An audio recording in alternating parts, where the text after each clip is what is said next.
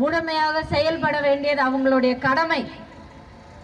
இது மனதில் வைத்துக்கொண்டு அன்னைக்கு 19ஆம் தேதி அன்னைக்கு ரெட்டையில நீங்க வாக்களிக்கணும். இன்னொரு காரணமும் சொல்றேன். பிஜேபி தரப்புல மாண்புமிகு அமைச்சர் அவர்கள் எல் முருகன் அவர்கள் உங்களுடைய வேட்பாளராக உங்க முன்னால வந்து உங்களுடைய வாக்கு கேட்குறாங்க. எங்களை நீங்க தேர்ந்தெடுத்தீங்கன்னா, மத்தியில் எங்க ஆட்சி வந்ததுன்னா நான் உங்களுக்கு இதை செய்வேன் அதை செய்வேன் அப்படின்னு சொல்லி ஏராளமான வாக்குறுதிகள் கொடுத்துட்டு இருக்காங்க. ஆமாவா இல்லையா?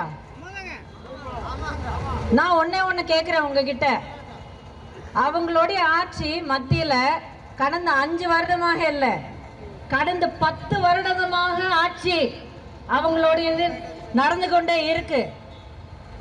அப்போ நீலகிரி தொகுதியில மக்களுடைய பிரச்சனைகளை தெரிஞ்சுக்கிறதுக்கும் கேட்கறதுக்கும் இல்ல அதுக்கான ஒரு தீர்வு கண்டுபிடிச்சு உங்களுக்கு கொண்டு வந்து சேர்க்கறதுக்கும் ஒரு அவகாசம் கூட கிடைக்கலையா உங்களுக்கு? ஏன் முருகன் அவர்கள் 3 வருடமாக மத்திய அரசாங்கத்துல ஒரு முக்கியமான பொறுப்புல இருக்காரு, ஒரு முன்னிலை பதவியில இருக்காரு.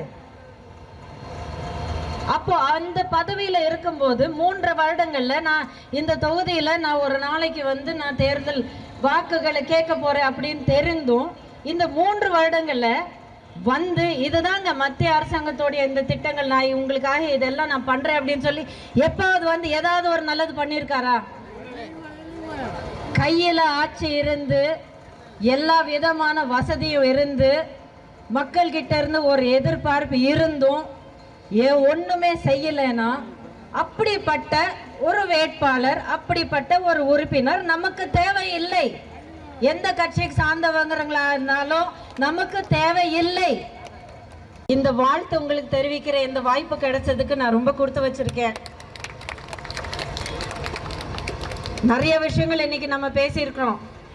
திரும்ப சொல்றேன், குறிப்பிட்டு இளைஞர்களுக்கு சொல்றேன், பெரிய எண்ணிக்கை அனைத்துமே ஒற்றை விரலால் ஓங்கி அடிப்போம், இரட்டை இலக்கே வாக்களிப்போம் அப்படிங்கிற தேர்தல் முழக்கத்தோடு, இது நம்ம அனைவருடைய முழக்கம், அப்படிங்கிற தேர்தல் முழக்கத்தோடு நம்ம செயல்பட்டா கண்டிப்பாக நீலகிரி தொகுதிக்கு மட்டுமல்ல தமிழகத்துக்கும் இந்தியாவுக்கும் ஒரு ஒளிமயமான எதிர்காலத்தை யாராலையும் தடுக்க முடியாது.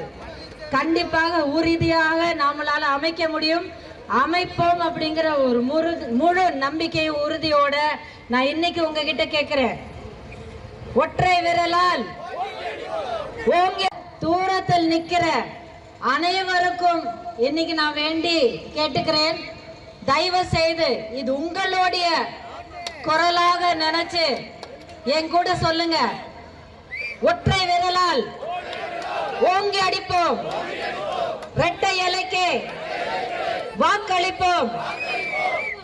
இது கண்டிப்பாக நீங்க செய்வீர்கள் அப்படிங்கிற முழு நம்பிக்கையோடு நான் இப்போ உங்ககிட்ட கேட்டுக்கிறேன்.